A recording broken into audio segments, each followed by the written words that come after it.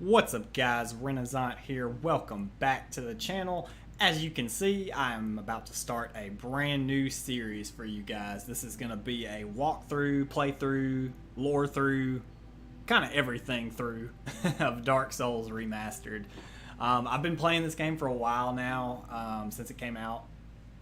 Basically, all while I was doing my Dark Souls 3 playthrough, I was basically addicted to this game. It's been so many years since I played Dark Souls 1, guys, and I've just been so excited to get back into this game.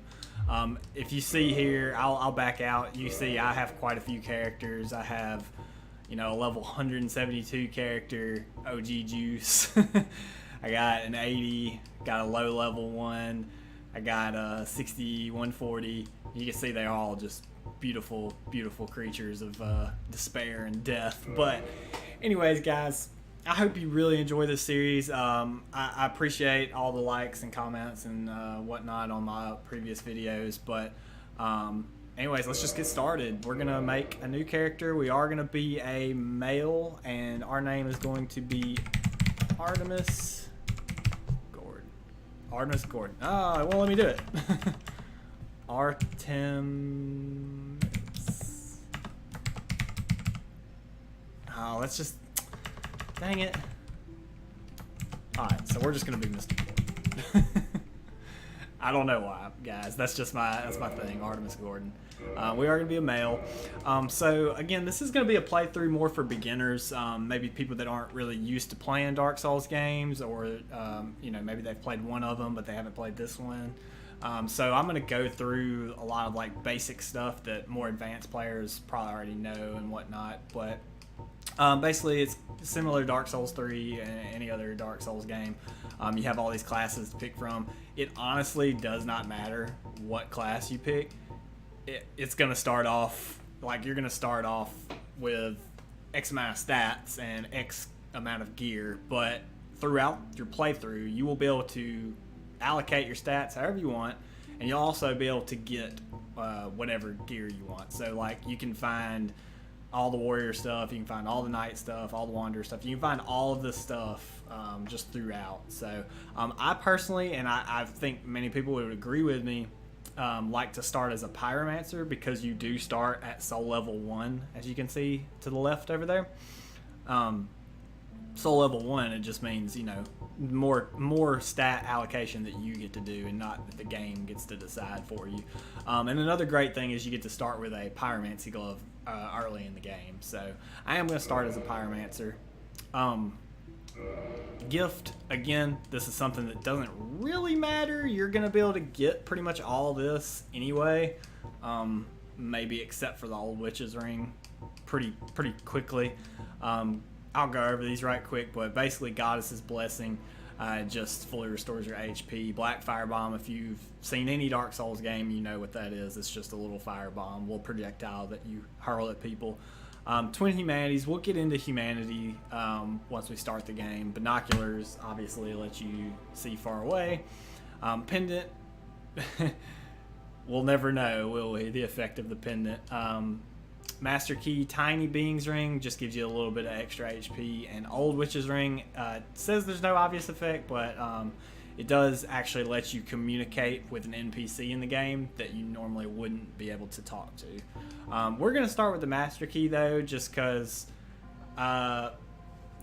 it's easier for me to show you where not to go. Like if you start with the Master Key and you've never played this game before, you may end up in some precarious situations, but I am going to start with the Master Key. Build, guys, I always like to go very slim. I like to be Slender Man. Face, I don't really. Oh man, you're so happy. Oh yeah, this guy. We're going to be Eerie Great Swamp. I'm not going to spend a lot of time doing character customization. Normally I don't really care. I usually try to make them look as ugly as possible, but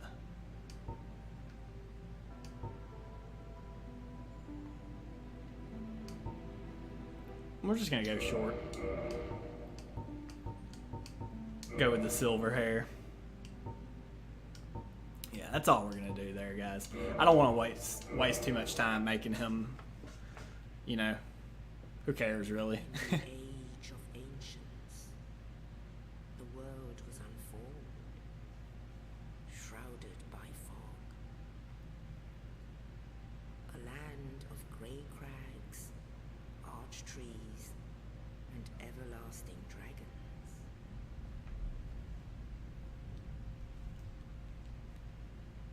But then there was fire, and with fire came disparity, heat and cold, life and death, and of course, light and dark.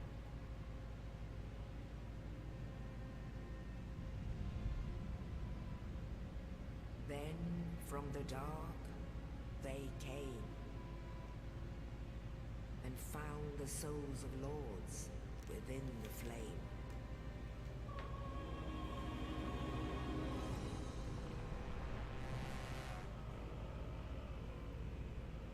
Nito, the first of the dead.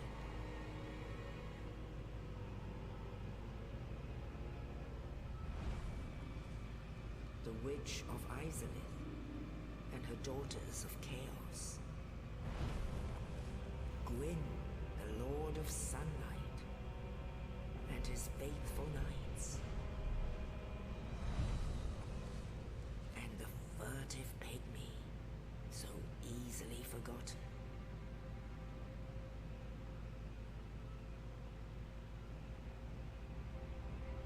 With the strength of lords, they challenged the dragons.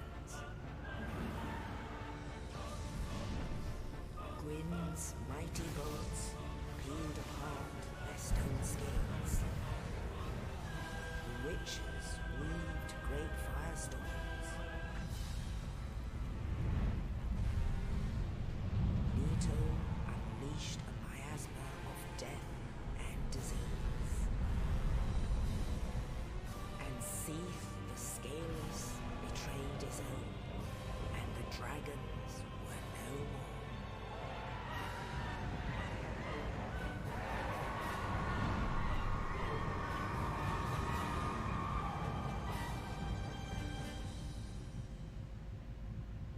Thus began the Age of Fire.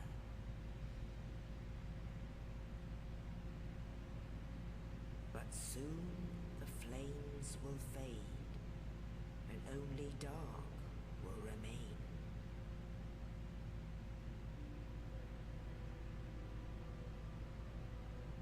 Even now, there are only embers, and man sees not light, but only endless nights.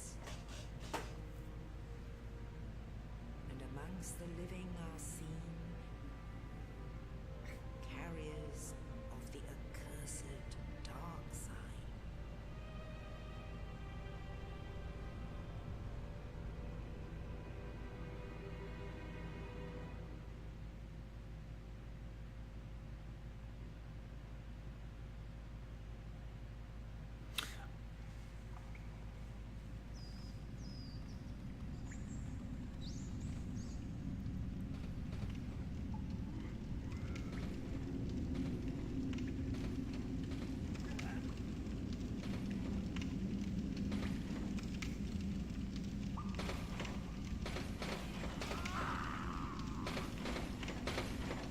I'm not sure why she's not talking right now.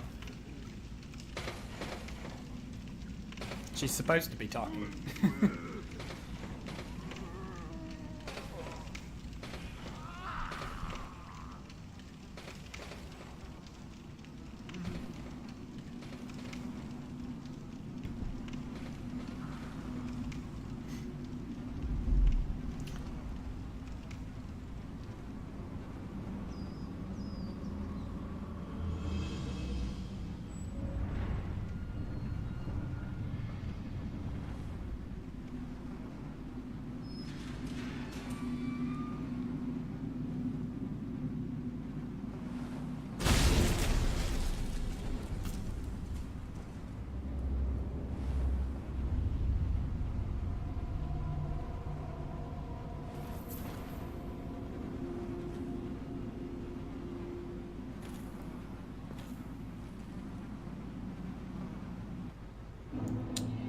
Alright, guys, so there was a lot of information there. So, as you can see, we look like beef jerky. Dungeon cell key. We will, I mean, there was a lot of information there. We'll kind of pick it apart, but not right now necessarily. Just kind of as we go through the playthrough. I don't know what happened with the old lady, the narrator. She kind of glitched out or something and quit speaking, but you'll notice we're beef jerky. We have this awesome broken straight sword. What we just picked up is, and you see we have the master key, is the dungeon cell key. It's the key to the dungeon of the undead asylum to the north. A mysterious knight, without saying a word, shoved a corpse down into the cell, and on its person was this key. Who was this knight? What was his purpose? There may be no answers, but one must still forge ahead. So we'll meet that gentleman, but anyway, we're gonna go just kind of progress forward here. This is the undead asylum. This is where basically humans, when they become undead, they are sent here effectively to hollow. I don't want to say to hollow in peace, but to hollow somewhere where they can't do any harm. A prison, if you would. We are not going to read all these developer messages. There is something I want to show you guys though, and these are all locked, by the way. If you look through here, you'll notice this big guy. So that is actually a boss, and it's not one that we will fight anytime soon, but it is a boss. And I've always found it very interesting that you can actually see him from right here. I see this impaled gentleman. These hollows, they're not hostile or anything. They will become hostile if you hit them. Well, and we look just like you, but we're not crazy quite yet. I've always just loved this undead asylum. It's got such an eerie vibe to it, especially with like stuff like this.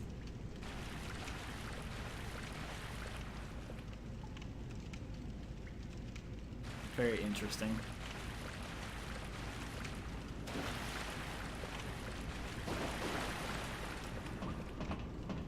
Let's just climb up our ladder here. So yeah, this place is effectively, it's an area where they send the undead to rot away, which kind of perplexes me why they have a bonfire in the middle here. If all these undead are supposed to be locked up to hollow, why would they put a bonfire here to possibly help the undead restore their humanity? I don't know. Weird. We're gonna open this giant door. One thing I forgot to do, guys, is I forgot that I need to be offline.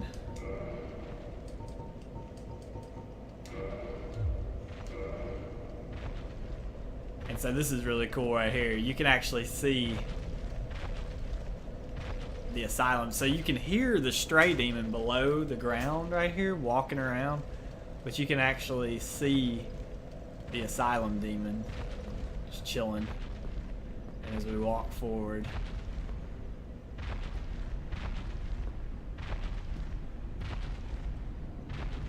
right as we get out of frame here.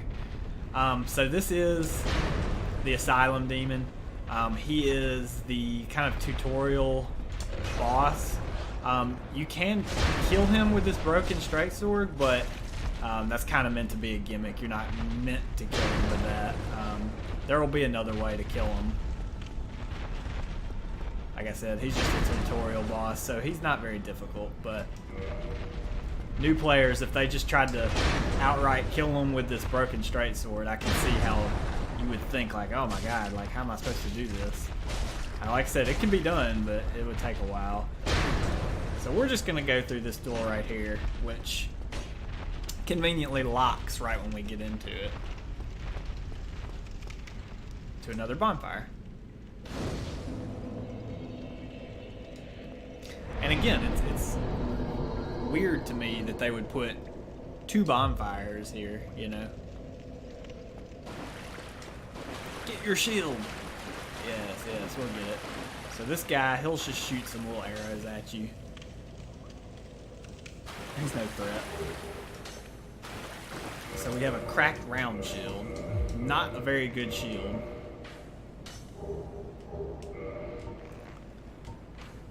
Round wooden shield, cracked and nearly broken. Witch shields are lighter than metal shields, but lower physical damage reduction and stability, partly due to cracking. Yes, I mean it's cracked, so it's ass, basically. So this guy's gonna run from us when we come over here, but that's fine, because we just want the weapon. The hand axe. A small hand axe appears identical to a lumberjack's tool, but has an ideal weight and strength, and is easy to handle. One wrong swing leaves the wielder wide open, so timing and proximity to the enemy must be judged carefully. So the hand axe is the Pyromancer's starting weapon. It's not that great of a weapon, but you know what? It'll do fine for us. And so for you guys that are new to Dark Souls 1, this is unlike Dark Souls 3 or especially 2. Backstabs in this game are ridiculous easy to get.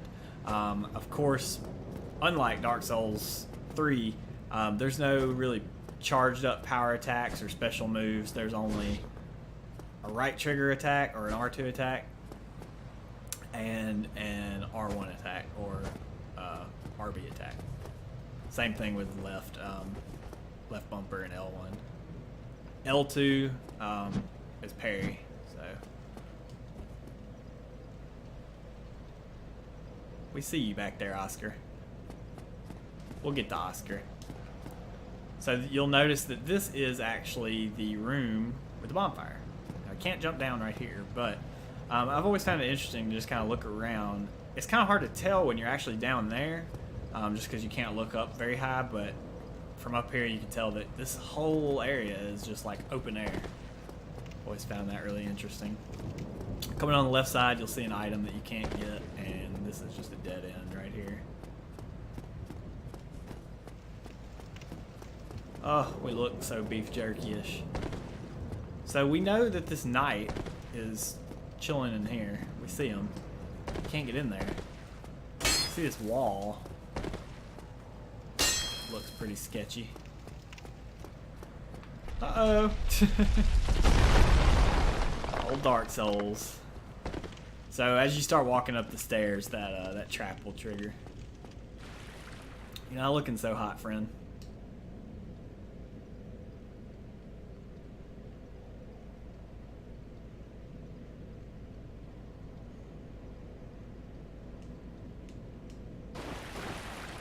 Something is weird here. So there's no audio for these guys? Yes, he's making his journey.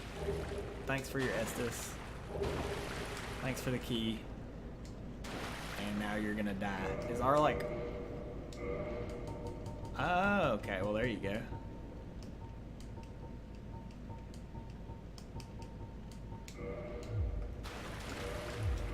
Now I must bid farewell. I would hate to harm you after death. So go now, and thank you. Alright, so this guy is Oscar the Knight. We'll see him again. He's saying he's gonna die. He's telling us to leave because he doesn't... There's the ball, by the way. He's telling us to leave because he knows he's about to hollow. And you see he just died. We just got his souls. So we're gonna come down there and open up that gate. Yep. He's gone. Gone forever. Maybe. Now we can come up here. That gate, by the way, that we opened, that just leads into that bonfire room. But we don't really want to do that. And yes, two-handing your weapon does do more damage. It's a multiplier. It multiplies your strength. So right now my strength is 12. Two-handing your weapon will effectively multiply it by 1.5. So or 1.5, 50%. So it's actually like my strength is 18 because it's basically adding 6 strength to my weapon. So there's where our key goes to. We will read that key actually. And also he gave us Estus flasks. Undead Asylum, floor 2, east key. Key to the iron bars on the east side of the second floor of the Undead Asylum. The Undead Asylum is a giant undead prison, segmented by countless iron bars. Even if an undead were to escape from a cell, passage to the outside world would not be gained easily. Shows what you know, friend. Estus flask. Undead treasure these dull green flasks. Fill with Estus at bonfire. Fills HP. Says they're linked to the fire keepers. An emerald flask from the keeper's soul. She lives to protect the flame and dies to protect it further. So the Estus flask, of course, if you've played Dark Souls at all, any Dark Souls game, you know that the Estus is how you heal, basically. So, actually, I'm gonna put that right there. Pyromancy flame. Again, you'll only start with this if you are a pyromancer, but it's a flame medium used by the Great Swamp pyromancers. They arouse this flame to produce various fire arts.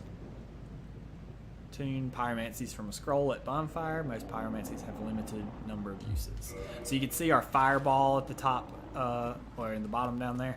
It has 8 uses. So unlike Dark Souls 3, you don't have like a mana stat or a magic stat. You only have a set number of uses per spell, and that restores whenever you rest at a bonfire. So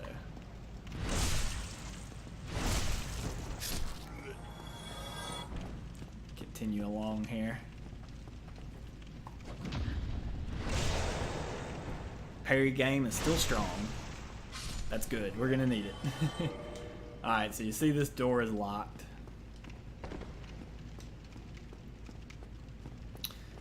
Into the white sauce. Oh, hello, friend. He's chilling. Let's do a plunging attack. So for new players, that's a great way to go ahead and get some major damage done. Oops.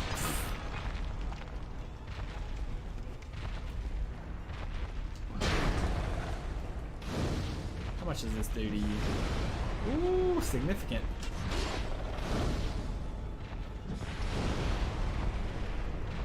But I'll show you. You can just kind of circle around them and whack away at them.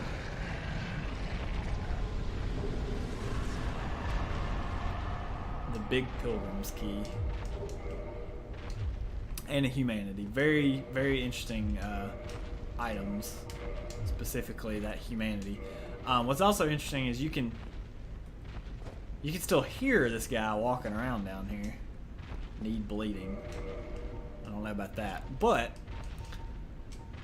Big Pilgrims Key is the key to the inner door of the Undead Asylum main hall. Big key belonging to a chosen undead pilgrim. But this chosen undead knows not what this pilgrimage has in store. Yeah, who are you kidding? So humanity is a rare, tiny black sprite found on corpses. Used to gain 1 humanity and restore a large amount of HP. This black sprite is called humanity, but little is known about its true nature. If the soul is the source of all life, then what distinguishes the humanity we hold within ourselves? So, humanities, you see in the top left corner there, it says 0 out of 0. So we're going to use a humanity, and now you see it says 1. So humanities function similar to Embers in Dark Souls 3. They do a lot of things. So first of all, using a humanity will fully heal you. Second of all, you can use humanities to become a human again. So we're undead right now. We're in an undead form. We're hollow almost, or we're hollowing. That's why we look like beef jerky. But when you use humanity and you kindle a bonfire, you can reverse that hollowing and become human. So we'll get more into that once we get to where we're going. But for now, we'll just use the big Pilgrims Key and open this door up. There's nothing going on out here. Good job. Go straight ahead. So inquisitive. One thing to note, though, over here on this right side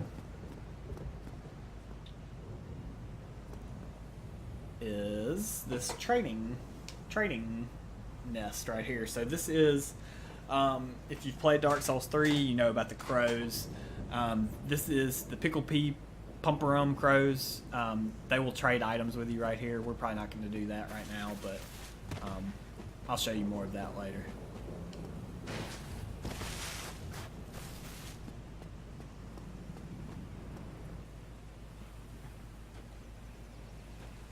Only in the ancient legends it is stated that one day an undead shall be chosen. Wow. That's terrifying. To leave the undead asylum in pilgrimage to the land of the ancient lords. Lordran. Whoop, whoop, whoop, whoop, whoop, whoop. BT dubs, Lordran greater than sign Lothric. Just saying.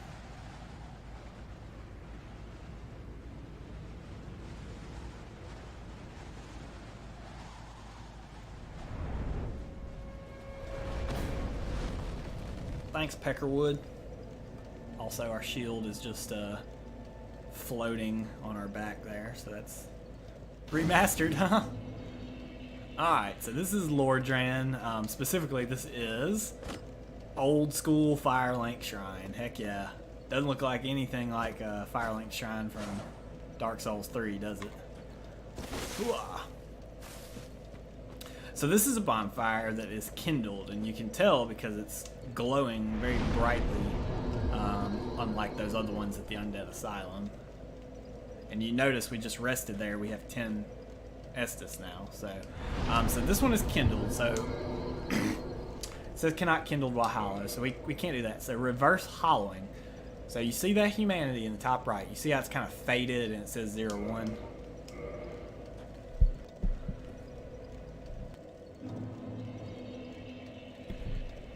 Now our humanity is restored, and it's bright, shining, and it says 0. So we basically we used the humanity to become human again. We're no longer beef jerky. We're strong muscles, man. Hola hoa! With a loincloth. And there's 3 more humanities. So, yes, this is Firelink Shrine. This is the Crestfallen merchant, or Crestfallen knight. He has a lot to say. Wretch ahead. For shame, he's not a wretch. Well, what do we have? Like I said, this guy talks a lot, so we'll just go through the dialogues. Arrival. Let me guess. Fate of the undead, right? Well, you're not the first. Well, since you're here, let me help you out. There are actually 2 bells of awakening. One's up above in the undead church. The other is far, far below, in the ruins at the base of Blight Town. Ring them both, and something happens. Brilliant, right? Not much to go on, but I have a feeling that won't stop you. So, off you go. It is why you came, isn't it? To this accursed land of the undead.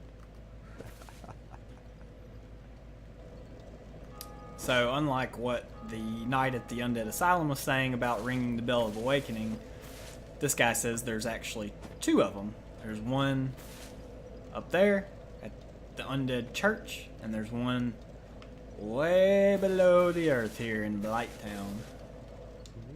What? You want to hear more? Oh, that's all we need. Another inquisitive soul. Well, listen carefully then. One of the bells is up above in the undead church, but the lift is broken. You'll have to climb the stairs up the ruins and access the undead bird through the waterway. The other bell is back down below the undead bird, within the plague-infested Blight Town. But I die again before I step foot in that cesspool. Die again. So he looks pretty human, but he's clearly undead because he just said that he'd die again, aka he's died before. So again, he just specified that we'll have to go through the waterways, which I believe is up there, to access the undead church, and then go down into the plague-infested Blight Town. Bloody hell, what is it now? You ask too many questions. What now? I'm not up for chatting. Alright, so he doesn't want to talk anymore. Okay, good. We don't want to talk to him anyway. Alright, so this is Firelink Shrine. There is quite a bit to explore here. I don't want this episode to go too long, but we are going to do just a little bit of exploring. Hello, Petrus. So this is Petrus. As you can see, he is got the world's greatest haircut. Hello there. I believe we are not acquainted. I am Petrus of Firelink. Have you business with us? If not, I prefer to keep a distance, if possible. He doesn't want to talk to us. Hello there. I realize that I have requested that we retain our distance, but I also want you to know that it is not meant in ill will. Here, take this, as a token of peace. No, go ahead. It's for you. Oh, thanks, friend. A copper coin. Just what we've always needed. Oh my, you again. Oh, I know. How about this? I have to await my companions here anyway. So what if I were to teach you some miracles? Would that please you? Yeah, sure. Very well. Then first, a covenant with the gods.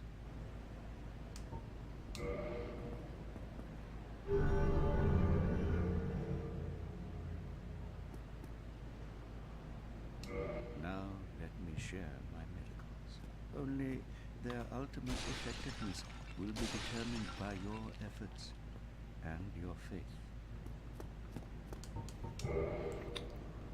I just wanted the gesture for being real. My companions are Milady and her young knights. She is young, but burdened by an undead mission. We are her defenses, to keep her from harm. An undead mission? Regrettably, I cannot share that with you. But you are my pupil. Perhaps if you show your faith. Yeah, sure, why not? Very well. I can surely tell you, of all people, undead clerics are given a mission to seek kindling.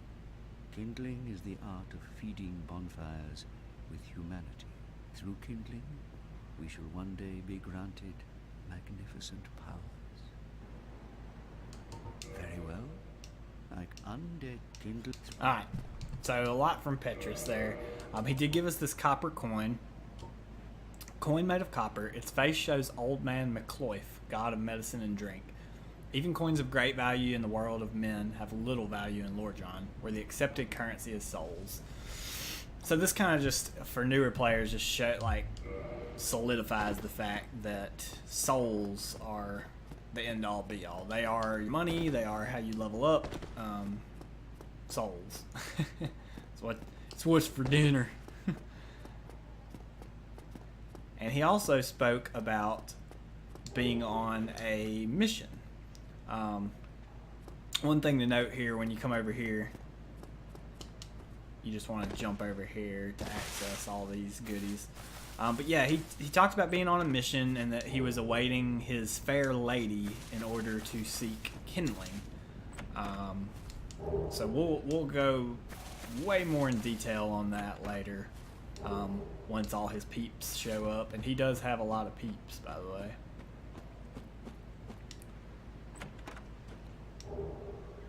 And we just found a bunch of stuff right here. So first thing we found was a cracked Red Eye Orb. Defeat the master of the world you've invaded to acquire humanity. The cracked Red Eye Orb allows players to temporarily imitate this ability normally limited to the dark race of Koth. So this is an invasion item for online play.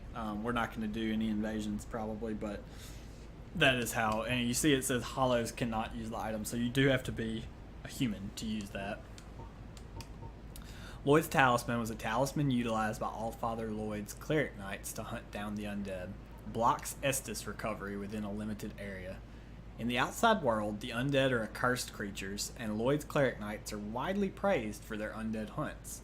This blessed talisman blocks undead recovery, allowing the knights to fight with impunity. So again, more of an online play item. Chunk it at somebody after you, or before a fight or during a fight, and they won't be able to heal. Homeward Bone, one of my favorite items in the game, no doubt. It's a bone fragment reduced to white ash, returns you to the last bonfire used for resting. They are fueled by bones of the undead, so they are actually made from bones of the undead. And then we also got the Morningstar.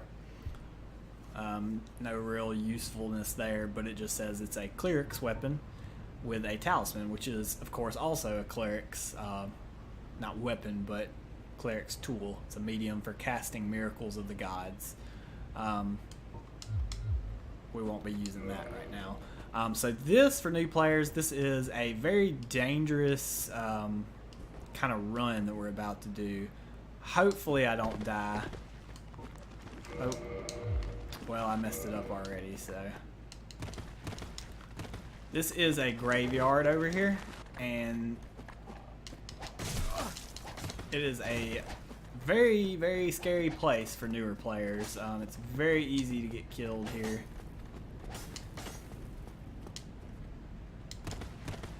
Which I'm trying not to do.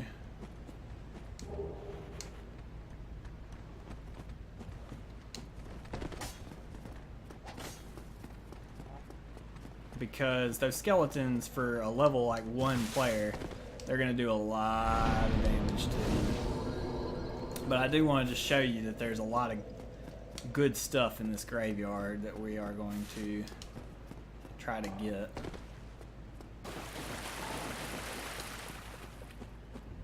If we can. It's been a while since I've done this.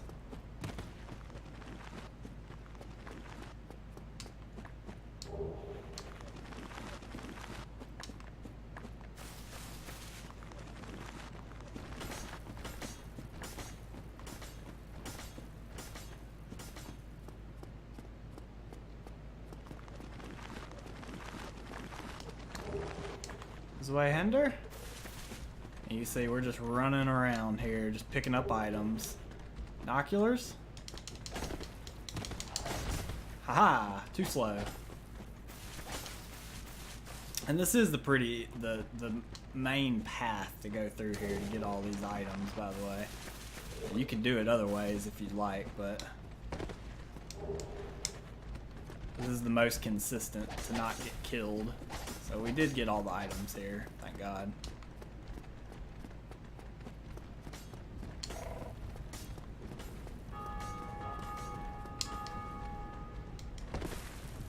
Now we just want to haul ass back to our bonfire here.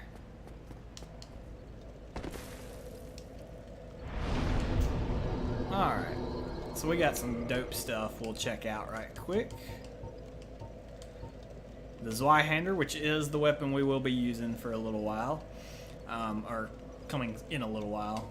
It is an ultra greatsword, one of the gigantic straight greatswords. As the name suggests, the Zweihander is held with 2 hands, but its wielder must still be inhumanly strong It is this great weight that sends foes flying when hit solidly.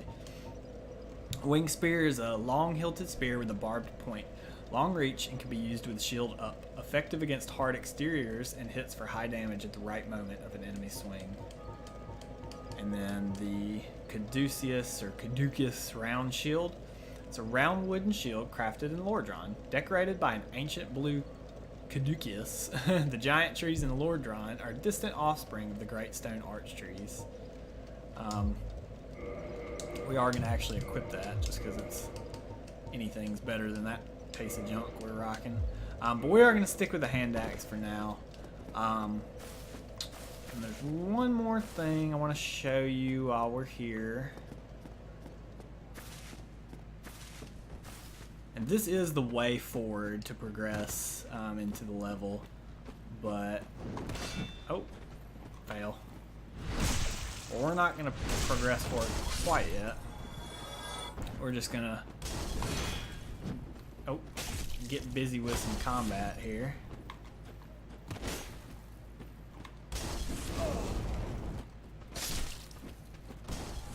Assuming we don't die from this guy hurling fire bombs at us. Yes, we see you up there, friend. Dude's got Peyton Manning's arm, apparently. Be careful picking that item up right there, too, because he will hit you and knock you off the ledge.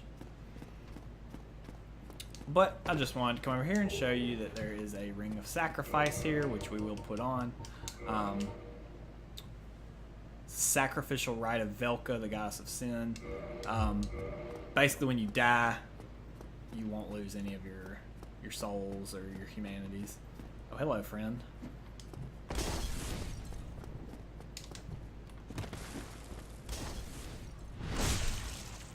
Smash. Thanks for the firebomb. We don't really need it. Firebombs are not super useful, but we have it. Hopefully this guy will drop his axe, because I would way rather use that. That's a battle axe. We have a hand axe. Drop it. That's okay though. Oh, too slow.